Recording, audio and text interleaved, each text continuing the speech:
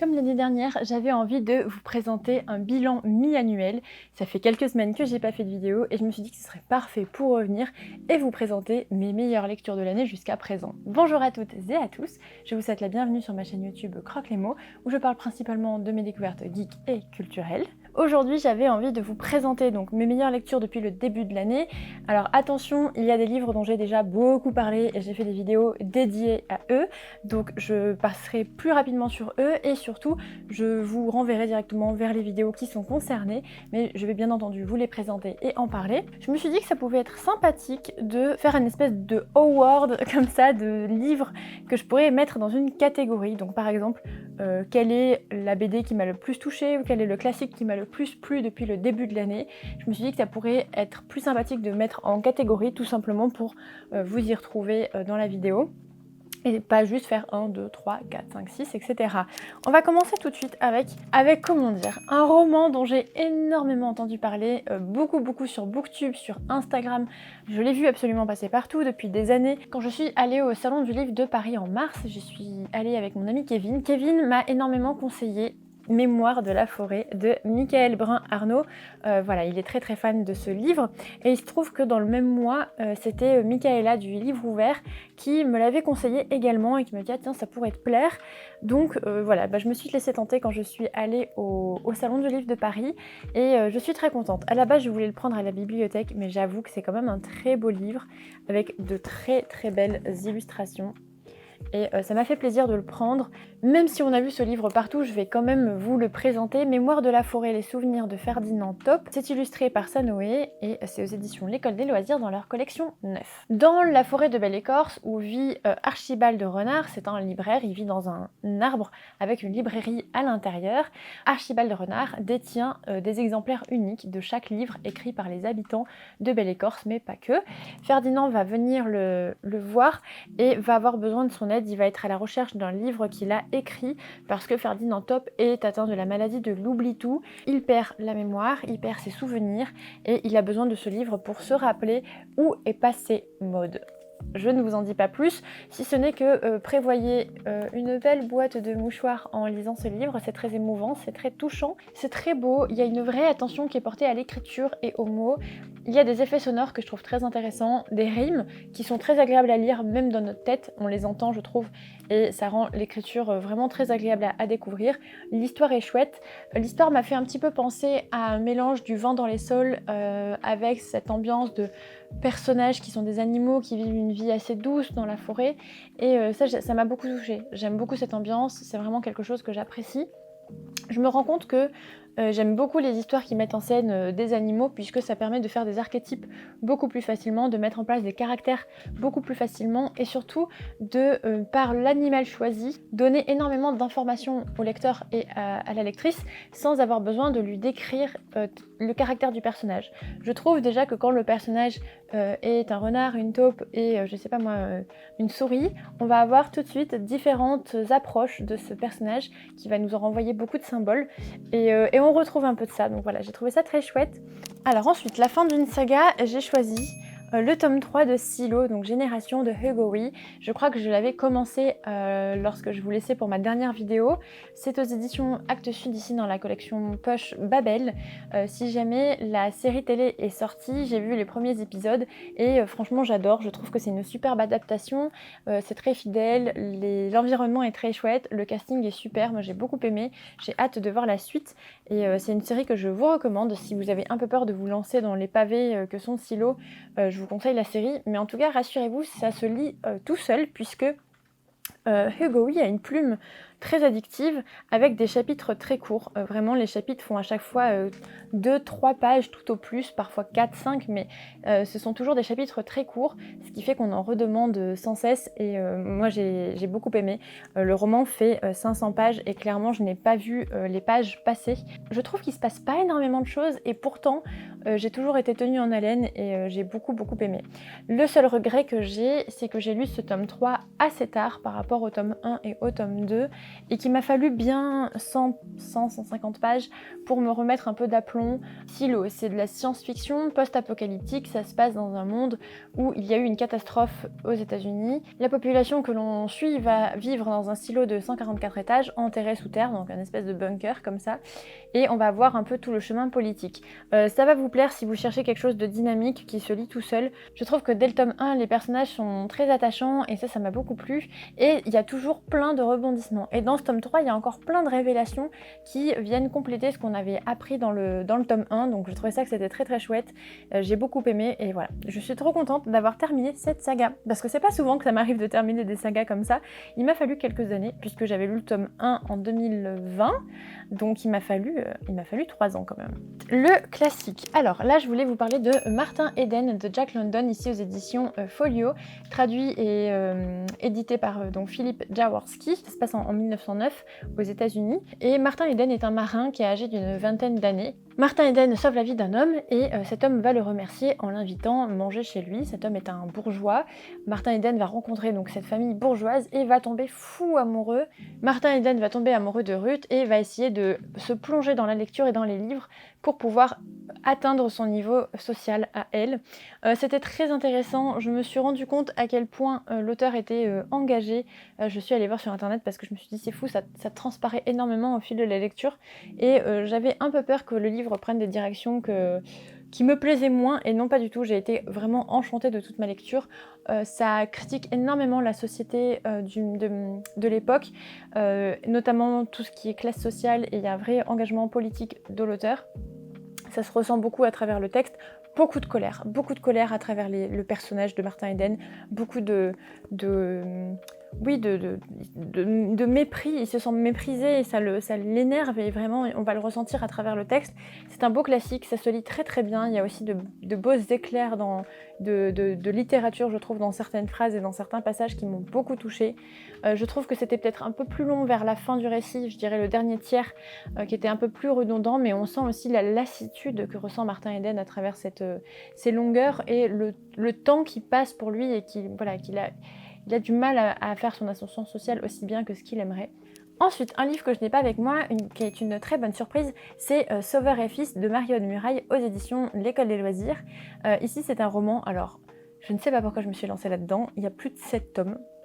Mais j'en avais entendu parler depuis très longtemps, et je pense que c'est une récente chronique de Clémentine Beauvais sur le 7e tome qui m'a donné envie de découvrir ce texte. Alors on va suivre l'histoire de Sauveur, qui est un psychologue, notamment un psychologue pour enfants qui travaille en France. Il vient, je crois, je sais plus si c'est de la Martinique ou de la Réunion, et il a un fils qui essaye de s'intégrer comme il peut à l'école puisqu'il est victime de racisme. Son papa est noir, et voilà, son petit garçon a du mal à trouver sa place à l'école, et sa maman est décédée quand il était tout petit. Voilà, c'était vraiment très très touchant comme lecture. C'est de la littérature jeunesse comme j'adore. Ça ne prend pas les enfants pour les idiots, bien au contraire, il y a des sujets extrêmement importants qui sont traités à travers les problèmes de l'adolescence, les problèmes que peuvent ressentir des enfants et des adolescents face aux adultes. Et j'ai trouvé ça très malin, très mature, très juste. Je pensais que c'était sorti dans les années 2000, et en fait pas du tout, c'est sorti en 2015. Donc en plus il y a tout ce qui est question d'attentats et de terrorisme qui ont beaucoup sévi dans les années entre 2013 et 2016. Enfin voilà, en tout cas ça touche énormément le récit. Ce que j'ai beaucoup aimé, c'est qu'en fait, malgré le fait que ce soit la littérature jeunesse, les personnages principaux, c'est un papa et un enfant. Et ça fait du bien quand même d'avoir ce personnage adulte, je trouve, ça apporte énormément au récit. Parce que du coup ça le rend très agréable à lire pour, je pense, des adolescents et des adultes. Voilà, donc ça c'est la bonne surprise. Maintenant il y a 7 tomes, je les emprunte à la bibliothèque parce que voilà, ils sont tous disponibles, à chaque fois ils me faisaient envie et je suis contente de les découvrir comme ceci. Ensuite, la douceur, là j'en ai déjà parlé, j'en ai fait une vidéo dédiée, je vous invite à aller la voir. Il s'agit de Kiki, la petite sorcière de Echo Cadono aux éditions Puff and Book. Voilà, ça c'est la version illustrée par Joe Todd Stanton. J'en ai fait une vidéo dédiée où je vous explique à quel point j'ai énormément aimé ce roman, que j'ai trouvé doux, touchant, encore une fois de la littérature de jeunesse, très attachante, très très proche du film Ghibli, donc Kiki la petite sorcière, et en même temps ça s'en éloigne sur certains chapitres, sur certaines aventures, et ça creuse la personnalité de Kiki, mais ça creuse aussi la personnalité de Gigi, son chat, et j'ai trouvé ça très très chouette.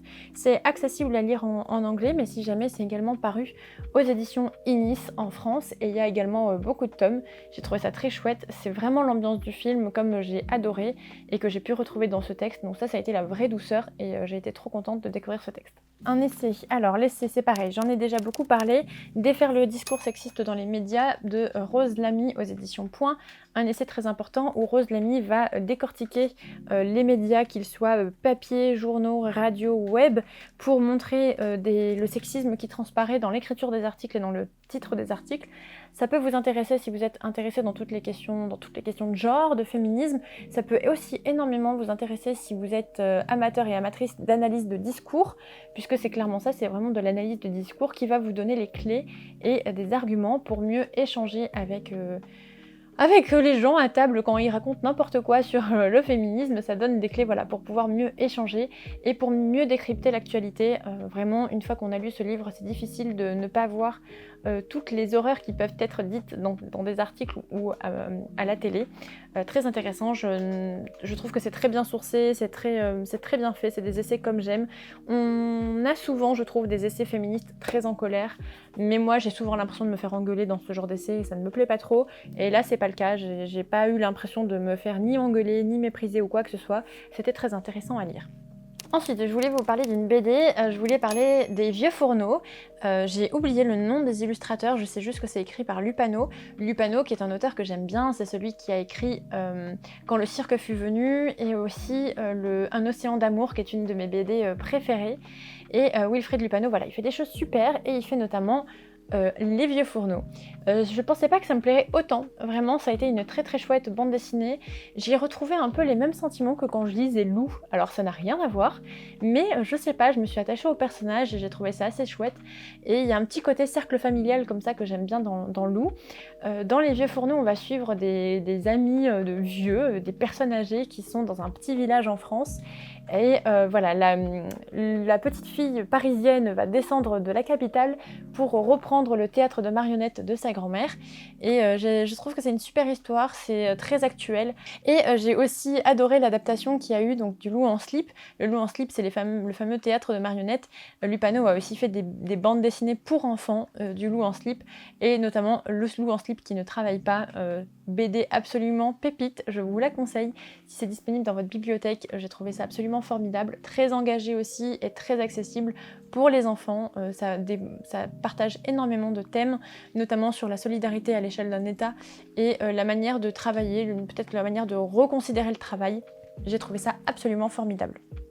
Je me rends compte que dans mon top, et c'est quand même un comble, je n'ai pas mis La mer des étoiles, alors que c'est un de mes livres préférés, donc je l'ai sorti là, mais il n'est pas sur mon carnet, puisque je me suis fait tout un petit carnet pour cette vidéo. La mer sans étoiles d'Erin Morgenstern, là aussi j'ai fait une vidéo absolument complète sur le sujet. C'est aux éditions Pocket, c'est... si les livres assez oniriques vous plaisent, si vous êtes fan de jeux vidéo, si vous êtes fan de quêtes, d'aventures, de fantasy, de livres, si vous aimez les histoires qui parlent de livres, si vous aimez les histoires qui parlent d'histoire, si vous aimez les histoires qui rendent hommage aux mots et ouais, à toute cette culture vidéoludique, geek qui nous entoure. Enfin, clairement, moi, c'est le livre qui me représente le mieux aujourd'hui avec toutes ses influences, puisque ça va parler autant de romans de fantasy, de Seigneur des Anneaux, de Dark Souls, et voilà, et de autant d'univers que j'aime. Vraiment, je me suis énormément retrouvée dans cette histoire. Je vous mets le lien en barre d'infos de ma vidéo si vous voulez en savoir plus, mais j'en ai déjà suffisamment parlé, je ne veux pas vous saouler avec ça. Par contre, la nouvelle autrice avec laquelle je vais vous saouler, parce que je vais faire une vidéo dédiée autour de ces livres, c'est ma découverte coup de cœur absolue, c'est Becky Chambers. Ici, j'ai l'espace d'un an et les psaumes pour les recyclés sauvages. Mon dieu, mais c'était absolument génial. Typiquement le genre de texte que j'aime et que je pensais pas autant aimer. Alors j'ai commencé avec Apprendre Super Bonheur, qui est un court récit entre la nouvelle et le court récit. En gros, dans Apprendre Super Bonheur, qui fait une centaine de pages, on va suivre 4 astronautes dans une navette qui sont censés être sur un système exoplanétaire et aller voir un petit peu les planètes, voir les étudier. étudier la faune, étudier la flore, voir si elles sont potentiellement habitables, quelles sont les espèces qui vivent sur place. C'est simplement ça. Le livre sera découpé en 4 chapitres et dans chacun des chapitres, on va avoir une planète qui va être présentée. C'est extrêmement accessible. Je trouve que c'est ce qui pêche souvent en science-fiction. Je trouve que c'est souvent fermé, que c'est souvent hermétique au niveau de l'écriture et des mots utilisés, voire élitiste. Et là, pas du tout. Je trouve que c'est extrêmement inclusif. C'est inclusif à la fois dans l'histoire, dans les personnages qui sont parfois non-genrés, qui sont parfois ouverts au niveau des relations, qui sont parfois qui vont utiliser des pronoms extrêmement modernes. Ça, je trouve ça très intéressant et très très bien foutu. Donc c'est à la fois inclusif dans l'histoire, mais c'est aussi inclusif dans le texte, et ça pour moi très accessible. Je trouve que c'était accessible. C'est une très bonne porte d'entrée pour découvrir Becky Chambers, et j'ai absolument tout aimé dans cette nouvelle. Vraiment, je l'ai adorée. J'ai passé un super moment de lecture, ça se lit très très vite. Donc je voulais absolument lire tout ce qu'allait écrire l'autrice. Alors je me suis pris un psaume pour les recyclés sauvages. Là aussi, encore une fois, c'est merveilleux. J'adore la couverture. Ici, on est dans un monde où il y a eu un effondrement. Et sur la planète Terre, on va avoir des civilisations qui se sont refaites. Les robots sont partis de l'environnement. Enfin, en tout cas, ils ont quitté les villes, ils ont quitté le paysage des humains pour aller faire leur propre civilisation ailleurs. Et on va suivre donc Dex, qui est un moine du thé, qui va parcourir un peu les villes en ville comme ça pour proposer du thé aux gens, qui va tomber sur Omphale, qui est un robot qui veut un peu aller voir comment ça se passe chez les humains en ce moment. C'était doux, mais alors c'était terriblement doux et bienveillant et beau et touchant, et c'était vraiment de la SF, cosy SF quoi. C'était vraiment absolument important, avec des thèmes qui étaient abordés. C'est la toute première fois que je lis un roman écrit en écriture inclusive, et c'était super simple à lire, c'était hyper intéressant, je trouve que c'était vraiment très chouette, puisque je me suis rendu compte que c'était plus accessible que ce à quoi je m'attendais dans un roman. La suite, donc une prière pour les cimes timides, qui est le tome 2, vraiment c'est très court, les deux font une centaine de pages, c'est aussi tout aussi merveilleux. J'ai pleuré dans les deux, j'ai souri dans les deux, j'ai eu envie de gribouiller dans les deux, enfin vraiment c'était absolument merveilleux. Je vous conseille ces deux romans. Et alors là, je suis en train de lire L'espace d'un an, de la même autrice. Là c'est une saga et le 4e tome vient de sortir. L'espace d'un an, ici donc en version collector chez La Talente, qui est absolument chouette aussi.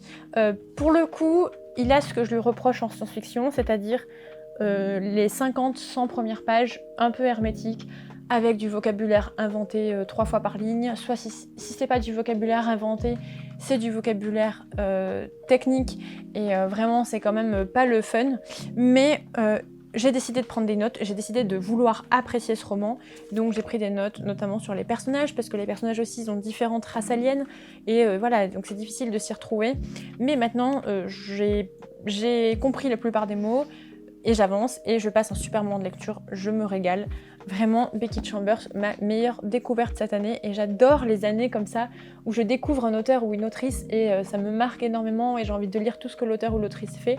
Ça m'a fait ça avec Brandon Sanderson, ça m'a fait ça avec Robin Hobb, et quel plaisir de voir que ces auteurs en plus écrivent beaucoup, donc voilà, je suis absolument ravie. Là où j'en suis, j'ai lu à peu près 45 livres cette année, sur les... je crois que je m'en suis mis 75 à lire, donc clairement je suis dans les temps. Il y a, ok, beaucoup de BD et de mangas, mais c'est pas grave, pour moi c'est des livres, l'idée c'est surtout de lire tous les jours, et en tout cas au moins un livre par semaine, et voilà, tous les jours. Depuis le début du mois de janvier, je me suis mis une routine dans laquelle je lis tous les matins, 5 minutes minimum, et ça porte énormément ses fruits. J'ai retrouvé toute la concentration qui me manquait parce que qui avait pâti un peu à cause du téléphone notamment. Donc j'ai retrouvé toute la concentration qui me manquait, ça me fait un bien fou. Et maintenant parfois je lis plus que 5 minutes, je lis parfois jusqu'à 20 minutes le matin, c'est un vrai régal et ça m'aide beaucoup à démarrer la journée. N'hésitez pas à me dire si vous aussi vous avez essayé de remplir chacune des catégories que j'ai faites. Donc le début d'une saga, la fin d'une saga, le classique, la bonne surprise, la douceur, l'essai, la BD et la découverte coup de cœur absolu de l'année. Je vous remercie beaucoup d'avoir vu cette vidéo, et on peut continuer à discuter en dehors de YouTube, que ce soit sur les réseaux sociaux ou sur ma chaîne Twitch. Voilà, je vous souhaite de très belles lectures, prenez soin de vous et à bientôt. Bye!